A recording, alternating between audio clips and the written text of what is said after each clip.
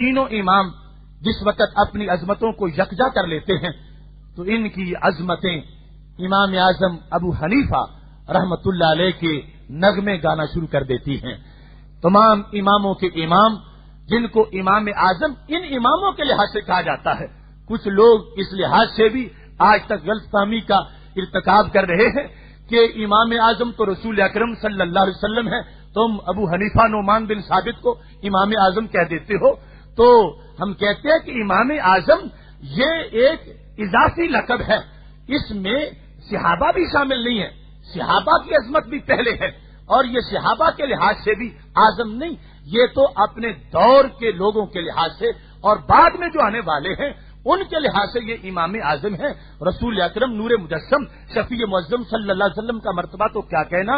آپ تو نبی اعظم ہیں، اور خالق کائنات جل جلالہ نے اس قدر عظمتوں سے آپ کو بہرابر کر رکھا ہے۔ تو امام اعظم ان ائمہ کے لحاظ سے کہ خواہ وہ حدیث کے امام ہوں، خواہ وہ فقہ کے امام ہوں، جتنے اماموں کے سر پہ امامت کا تاج سجتا ہے ان سب کی چمک میں امام اعظم ابو حنیفہ کا نور موجود ہے، اس واسطے کہ جتنے محدثین ہیں، بخاری ہوں، مسلم ہوں، ترمذی ہوں، ابن ماجہ ہوں، نسائی ہوں، دیگر تمام محدثین اور جتنے فقہ کے امام ہیں، انہیں کسی نہ کسی طرح امام اعظم ابو حنیفہ کا فیض ضرور ملا ہے۔ کوئی براہ راست شاگرد ہے، کوئی بالواسطہ شاگرد ہے، کوئی ایک واسطے سے، کوئی دو واسطوں سے، یہ سارے امام اعظم ابو حنیفہ کی امامت کی چھتری کے نیچے ہیں۔ اس واسطے انہیں یہ سجتا ہے کہ ان اماموں کے لحاظ سے ان کو امام اعظم کہا جاتا ہے، اور آپ کو یہ شرف حاصل ہے کہ آپ کو تابعیت کا مرتبہ میسر آیا۔ رسول اکرم نور مجسم شفیع معظم صلی اللہ علیہ وسلم کے متعدد صحابہ کی زیارت حضرت امام اعظم ابو حنیفہ رحمہ اللہ تعالی نے کی ہے۔ ان میں سے بصرہ میں جو صحابی تھے حضرت انس بن مالک رضی اللہ تعالیٰ عنہ، کوفہ میں حضرت عبداللہ بن ابی اوفا رضی اللہ تعالیٰ عنہ، مدینہ شریف میں حضرت سال بن سعد رضی اللہ تعالیٰ عنہ، اور مکہ شریف میں حضرت ابو الطفیل رضی اللہ تعالیٰ عنہ۔ حضرت ابو الطفیل تمام صحابہ میں سے سب سے آخر میں ان کا وصال ہوا ہے۔ تو یہ نامور صحابہ ہیں جن سے حضرت امام اعظم ابو حنیفہ رحمہ اللہ تعالیٰ کی ملاقات ہوئی ہے۔ باقی آپ نے جو علوم حاصل کیے وہ سینکڑوں تابعین ہیں، بلکہ ہزاروں تک خوارزمی نے ان کی تعداد لکھی ہے۔ تقریباً 4000 کے قریب وہ شیوخ ہیں جن سے حضرت امام اعظم ابو حنیفہ رحمہ اللہ تعالیٰ نے حدیث حاصل کی اور تفسیر کا علم حاصل کیا اور مختلف علوم کو جمع کیا، اور پھر اس انداز میں آپ نے دین کی خدمت کی۔ آپ کے پاس حدیث کے کئی صندوق موجود تھے، صرف آپ کی ایک کتاب جو کتاب الآثار ہے وہ 40,000 احادیث سے اس کا انتخاب کیا گیا ہے۔ آپ کی مسند روایات کو بیان کرنے والے 500 محدثین ہیں جنہوں نے حضرت امام اعظم ابو حنیفہ رحمۃ اللہ علیہ سے حدیث کو پڑھا اور آگے پڑھایا۔ کہاں ان لوگوں کی بھول جو یہ کہتے تھے امام ابو حنیفہ کو 17 حدیثیں آتی تھی، جن کی روایات کو کرنے والے 500 امام ہیں، ان کی روایات اور ان کی مسند احادیث کا عالم کیا ہوگا۔ حضرت امام اعظم ابو حنیفہ رحمہ اللہ تعالی کو خالق کائنات جل جلالہ نے یہ شرف بخشا ہے کہ ائمہ آپ کی تعریف کرتے ہوئے نظر آتے ہیں۔ حضرت امام شافعی رحمۃ اللہ علیہ نے حضرت امام مالک رحمۃ اللہ علیہ سے پوچھا تھا کہ امام مالک تم تو امام اعظم ابو حنیفہ کی زیارت کرتے رہے ہو، بتاؤ تو صحیح ان کا علمی مقام کیا تھا اور ان کی عظمت کیا تھی۔ تو حضرت امام مالک رحمۃ اللہ علیہ نے جواب دیا، رأیت رجلا لو کلمک فی الساریۃ یجعلها ذهبا لقام بالحجۃ الباہرہ۔ اے شافعی یاد رکھو، اگر تم امام اعظم ابو حنیفہ کی زیارت کر لیتے، کیونکہ اتفاق یہ ہے کہ جو حضرت امام اعظم ابو حنیفہ کا سن وصال ہے وہ امام شافعی کا سن ولادت ہے، اور بعض نے تو دن بھی وہی قرار دیا جس دن حضرت امام اعظم ابو حنیفہ 150 ہجری میں آپ کا وصال ہو رہا تھا، اسی دن حضرت امام شافعی رحمۃ اللہ علیہ کی ولادت ہوئی ہے۔ تو امام مالک کہنے لگے شافعی وہ اتنے عظیم انسان تھے کہ اگر ان کی ذہانت کو دیکھا جائے اور استدلال کی جو پاور تھی اس کو دیکھا جائے، لو کلمک فی الساریۃ، اگر وہ یہ دعویٰ کر دیں کہ یہ ستون سونے کا ہے، اتنے پاورفل دلائل وہ دے سکتے تھے کہ وہ اپنی واضح دلائل کی وجہ سے تمہیں مجبور کر دیں گے کہ تم لکڑی کے ستون کو سونے کا ماننے پر مجبور ہو جاؤ۔ اس انداز میں خالق کائنات جل جلالہ نے ان کو ذہانت اور فہم عطا فرما رکھا تھا۔ حضرت امام شافعی رحمۃ اللہ علیہ خود امام اعظم ابو حنیفہ کی قبر پہ بار بار حاضری دیا کرتے تھے اور کہتے ہیں اتبرک بقبر ابی حنیفہ کا، مجھے تو ان کی قبر سے بھی برکت ملتی ہے، اور جب بھی کوئی مشکل آ جاتی ہے 2 نفل پڑھ کے قبر کے پاس دعا کرتا ہوں، تقداری سرین، ابھی ہاتھ نیچے نہیں ہوتے میری مشکل پوری حل ہو جاتی ہے۔ امام شافعی رحمۃ اللہ علیہ حضرت امام اعظم ابو حنیفہ کے بارے میں ان کا یہ قول معروف زمانہ ہے، الناس عیال لابی حنیفہ فی الفقہ، فرماتے ہیں فقہ کے اندر ساری کائنات کے لوگ امام اعظم ابو حنیفہ کے دست نگر ہیں، یعنی امام اعظم کا کمایا ہوا سب کھا رہے ہیں۔ امام شافعی جو خود ایک فقہ کے بانی ہیں، وہ کہتے ہیں سارے فقہا امام اعظم ابو حنیفہ کی کمائی کھا رہے ہیں۔ انہوں نے قرآن و سنت سے جو اخذ کیا 5 لاکھ مسائل اصولی طور پر وضع کیے، بعد والے سارے فقہا نے ان سے نور حاصل کیا اور ان سے فیض لیا اور قیامت تک اس پہ گزارا ہو رہا ہے۔ تو حضرت شافعی رحمۃ اللہ علیہ کا یہ قول ہے کہ تمام فقہا یہ بچوں کی طرح ہیں، اور حضرت امام اعظم ابو حنیفہ کا دسترخوان لگا ہوا ہے، ان کے دسترخوان سے کھاتے ہیں تو پھر پلتے ہیں اور پھر ان کو فقیہ بننے کا منصب میسر آتا ہے۔ حضرت امام اعظم ابو حنیفہ رحمۃ اللہ علیہ کو خالق کائنات جل جلالہ نے اس میدان میں سبقت دی ہے۔ امام موفق بن احمد مکی نے مناقب کے اندر جلد نمبر 2 صفحہ نمبر 126 پر اس بات کو لکھا ہے، ابو حنیفہ اول من دبر علم هذه الشریعہ، کہ امام اعظم ابو حنیفہ وہ پہلے انسان ہیں کہ جنہوں نے اس شریعت کے علم کو مدون کیا تھا۔ آپ سے پہلے اس امت میں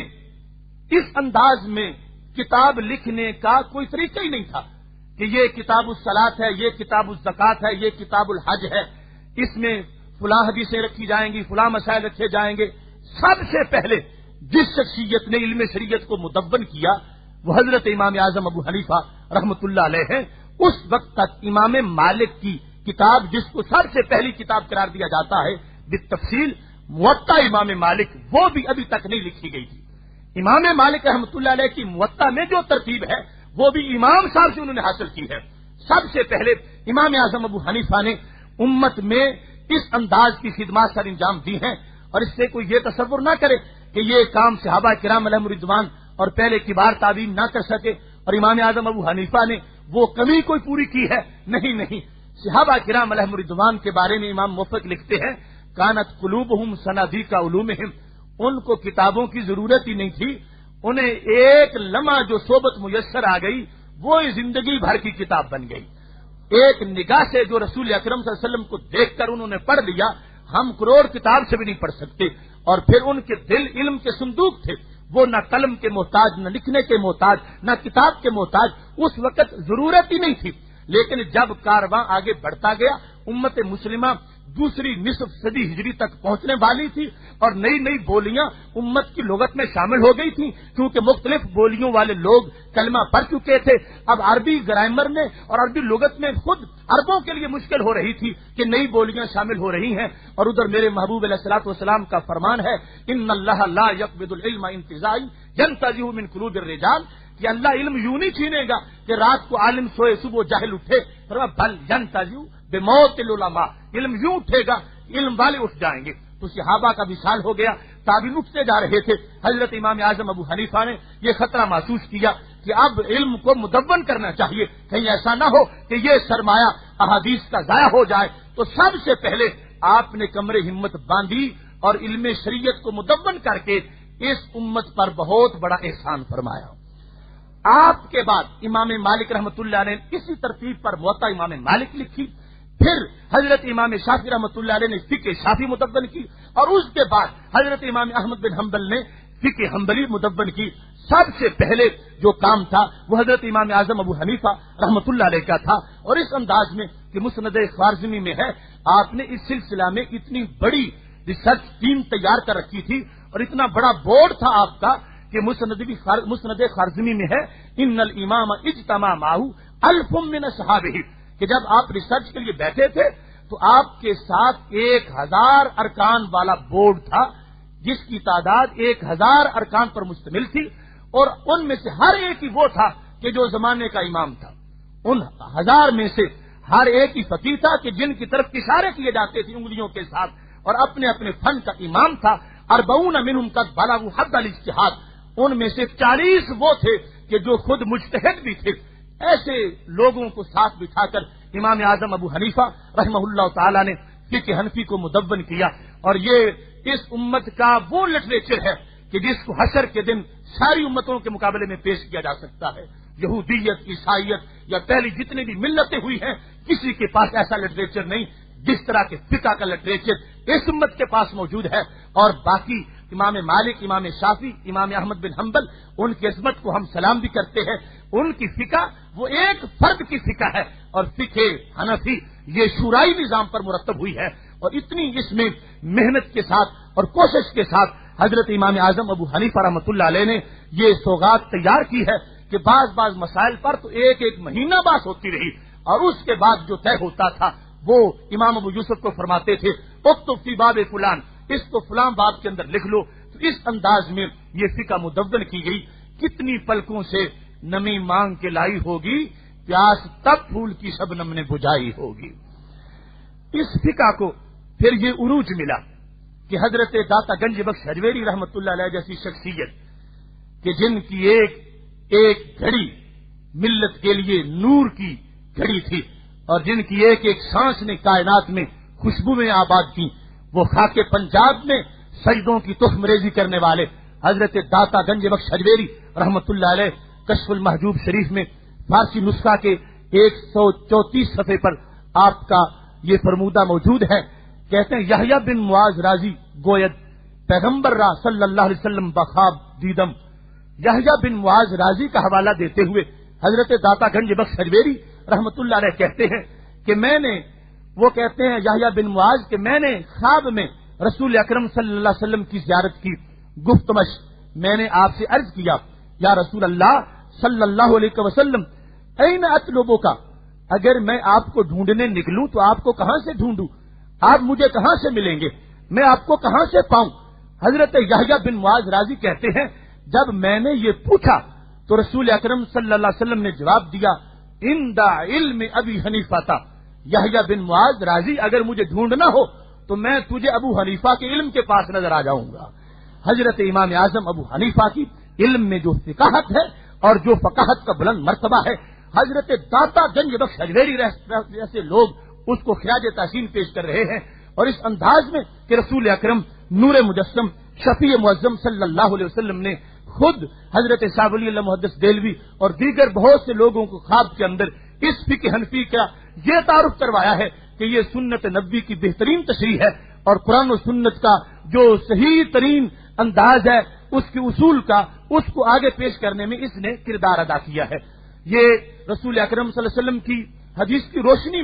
میں نے جو پہلے عرض کیا کہ چاروں فقہ کے اندر یہ اصول کا فرما ہے۔ رسول اکرم صلی اللہ علیہ وسلم کا فرمان ہے اذا حکم الحاکم فاجتہد واصاب فلہ اجران، کہ جب مجتہد اجتہاد کرتا ہے درست کر لے گا 2 نیکیاں ملیں گی، اگر غلط ہو گیا اس نے کوشش کی تھی مگر پھر بھی غلطی ہو گئی تو پھر بھی 1 نیکی اس کو میسر آ جائے گی۔ تو یہ جو فروعی طور پر تھوڑا فرق ہے فقہ کے درمیان، اس کی حیثیت رحمت والی ہے، اور باقی اصول کے لحاظ سے تمام یکجا ہیں، اور بالخصوص تمام اصحاب تقلید میں سے ہیں۔ ان میں سے کوئی بھی غیر مقلدیت کا نہ دعویٰ کرنے والا ہے اور نہ ہی ان کے ماننے والوں میں ایسی کوئی چیز موجود ہے، اور شرق و غرب میں آج تک جمہور امت مسلمہ اسی مسلک پر اور عقیدہ پر موجود ہے۔ اس واسطے میں اختصار سے یہ عرض کر دوں کہ حضرت امام اعظم ابو حنیفہ رحمۃ اللہ علیہ کی فقہ کو جو اللہ نے عروج دیا اس کو بیان کرتے ہوئے ابن خلدون نے آج سے 6 صدیاں قبل، اور حضرت امیر خسرو نے آج سے 7 صدیاں قبل، اور حضرت مجدد الفسانی رحمۃ اللہ علیہ نے آج سے 4 صدیاں قبل اس بات کا اظہار کیا تھا کہ 6 صدی قبل بھی یہ کہا جا رہا تھا کہ پوری امت مسلمہ کا اگر شمار کیا جائے تو اکثریت احناف کی ہے۔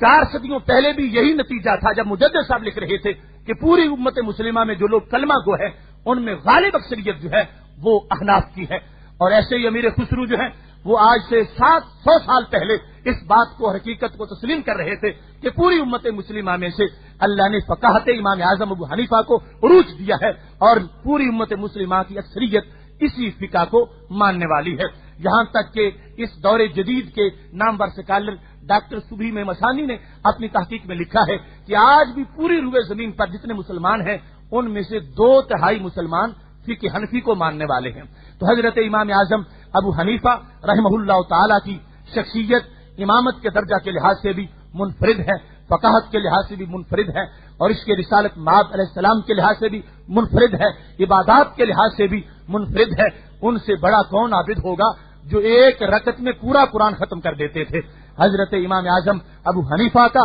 ایک ایک سانس دمانے کے لیے تجلی کی حیثیت اس سانس میں موجود تھی۔ میری دعا ہے خالق کائنات جل جلالہ ہمیں ان عظیم ائمہ کی قدر کی توفیق دے، اور بالخصوص فقہ حنفی کی ترویج و اشاعت کے لیے اپنا کردار ادا کرنے کی توفیق عطا فرمائے۔ وآخر دعوانا ان الحمد للہ رب العالمین۔